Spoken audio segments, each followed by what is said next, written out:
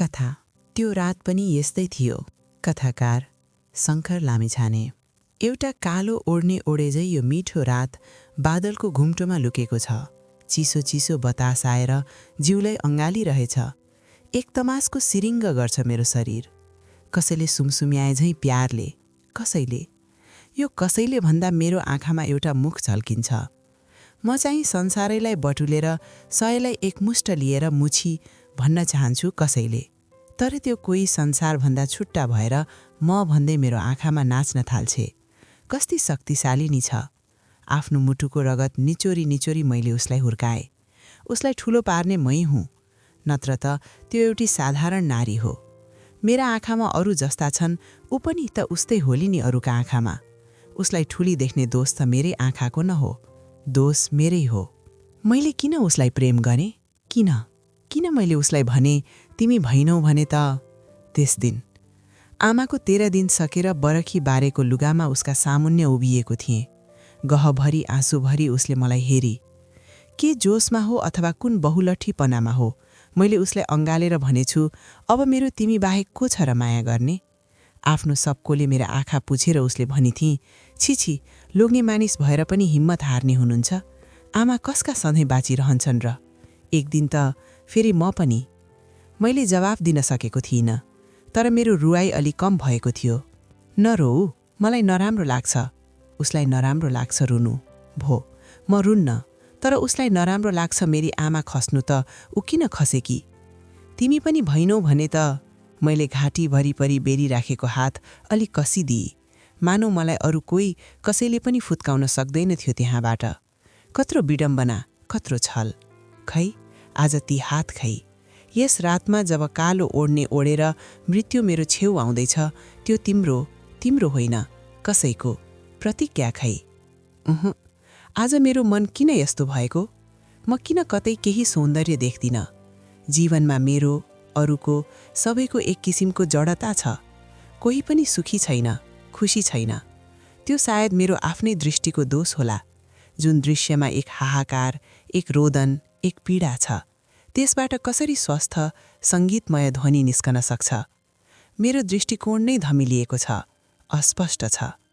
त्यसमा आँसु छ, दुई हृदयको आँसु।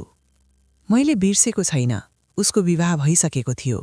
बाछे बाजा बजाएर यज्ञको आगामा 3 फन्का घुमेर पुरेतहरूको शुद्ध मन्त्रको उच्चारण दोहोर्याउँदै सिन्दुरले उसको त्यो कपालभित्रको विचार छोप्दै।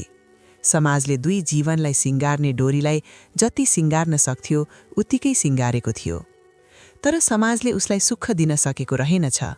बरु बाछे बाजामा उसको आवाज थिचियो। यज्ञको आगामा उसको रगतिली अनुहार उडेछ, नौलो भएछ।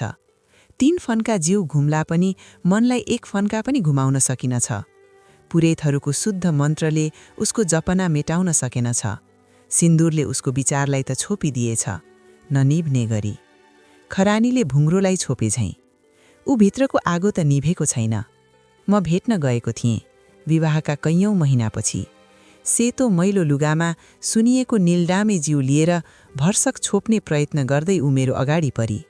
आँखामा हेरेँ, खै तिनमा मोहनी लाग्न सक्ने शक्ति छैन। तिनै आँखामा जसमा कुनै दिन यस्तो बाढी थियो कि मैले आफ्नो मन रोक्न सकेको थिइनँ। त्यस्तो धारा, त्यस्तो तेज, त्यस्तो बिज्ने। तिनै आँखामा सुकी बसेको खोलाको बगर थियो, चिसो चिसो बालुवा। आहा, आँसु पनि बिचरीले बगाइसकेछिन्, सुकुन्जेल। तिमीलाई दुःख छ? मैले रोक्न नसकी सोधेको थिएँ। दुःख त अब के को दुःख? उसले तातो आँधी झिकेकी थिइन्। पक्क परेर उसको मुख हेरिरहेँ। दुःख सहँदा सहँदा अब दुःख रहेन। तर शङ्कर, पछिल्लो सपनाले दुःख दिन्छ। सुख सम्झँदा दुःख हुन्छ बरु।